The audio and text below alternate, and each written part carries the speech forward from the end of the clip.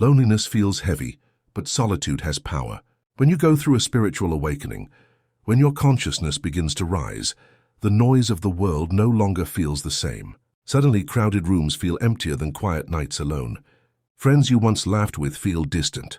Conversations you used to enjoy feel hollow.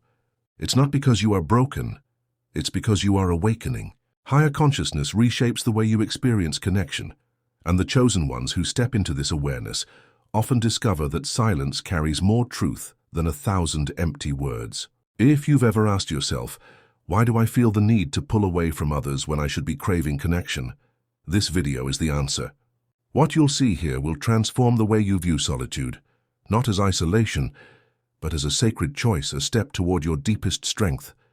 Stay until the end, because the final shift will make you see your alone time in a way you've never understood before.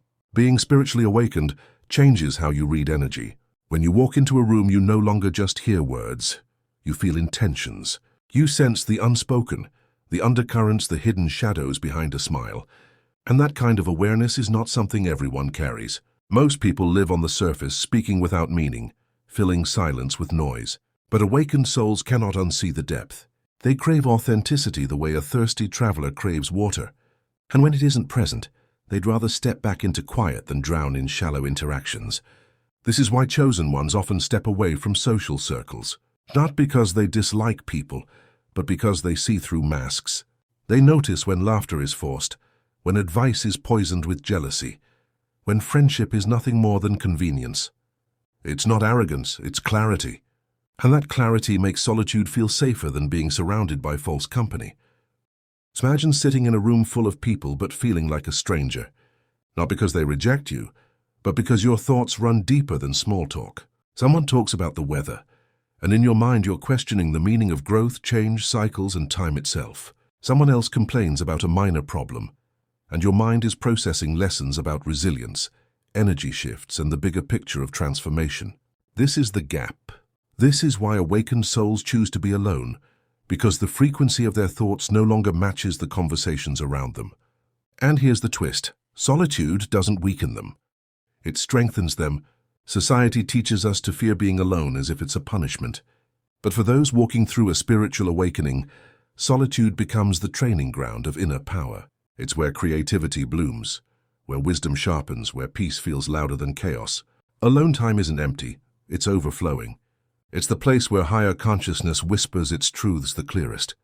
Yet there's another reason many awakened souls choose solitude. It's not just about avoiding shallow company, it's about protecting energy.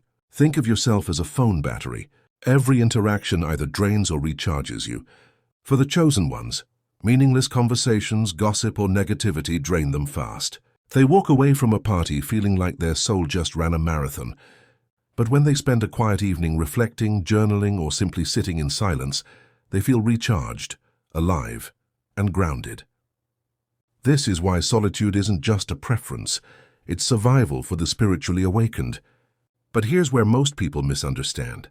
Being alone doesn't mean being lonely.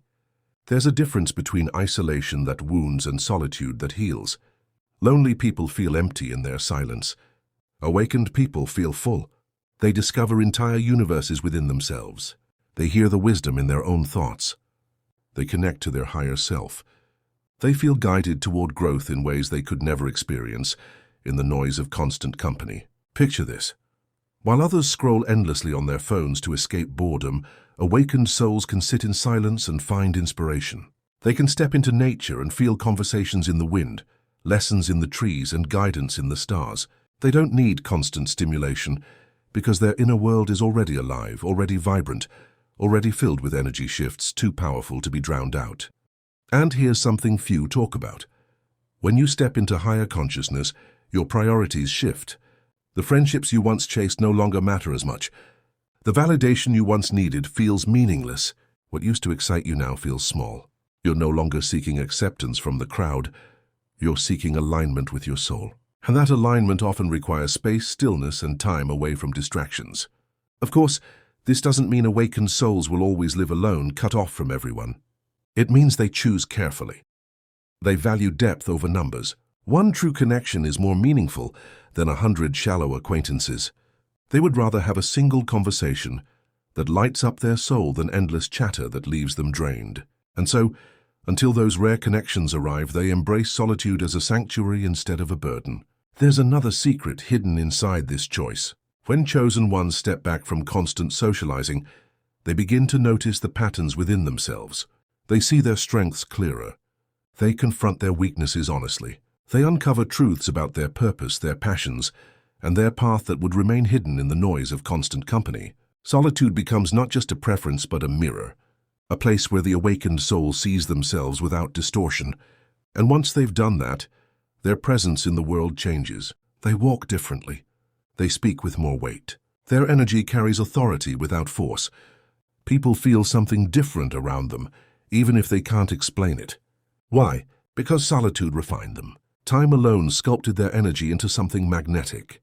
That's why when awakened souls re-enter the world after solitude, they don't need to chase attention.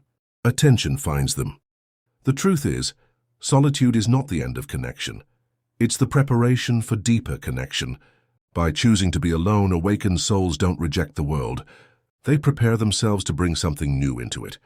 Something clearer, something stronger, something more authentic than what they had before. So the next time you find yourself alone after your spiritual awakening, don't mistake it for weakness.